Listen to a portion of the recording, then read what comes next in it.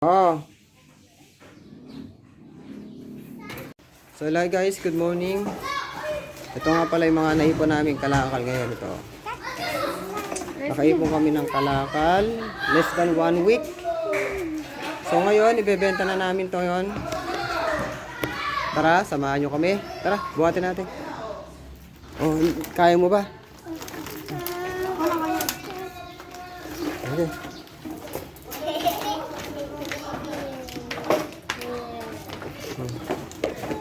Kaya daw nilang magbuhat. Sige. Eh, dito na daan sa kabadadaan, Jacob. Ito, oh. Hindi natin dito. Dahan-dahan. Tingnan mo, ayusin ko. Baba mo muna dyan at ayusin ko. Kunin mo pa isa doon. Ako, hindi ganyan. Kunin pa isa doon. Sige, ako na bahala dito. Ay, nako, benta ulit.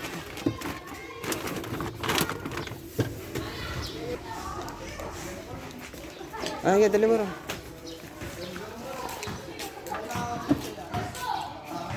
Ayos mo.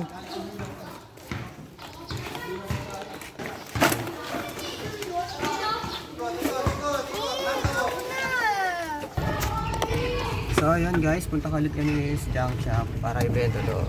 Junk shop ano?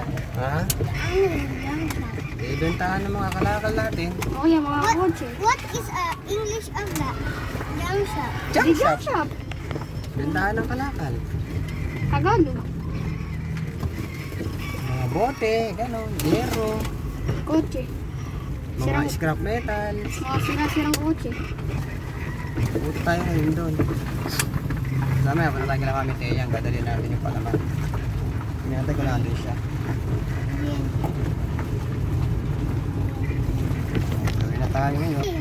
Oh. Kainit.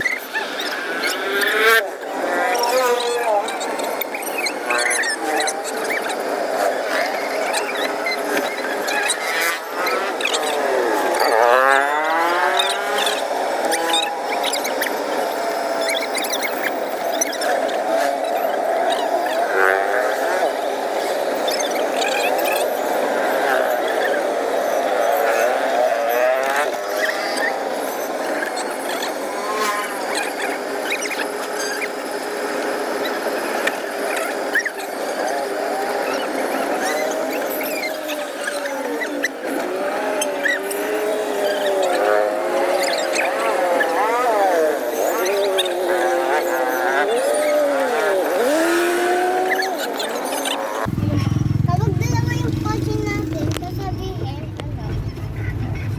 Sige, may kotse. Hindi. Hindi. Kasi, ano? Tignan natin yung tao. Kapag may dalawa na tayong kotse, Ayan, pinala ko. anong tawag doon? O, di may dalawa tayong kotse. Sorry na. Yan, yung aking dalawang anak na magbebenta ng kalakal.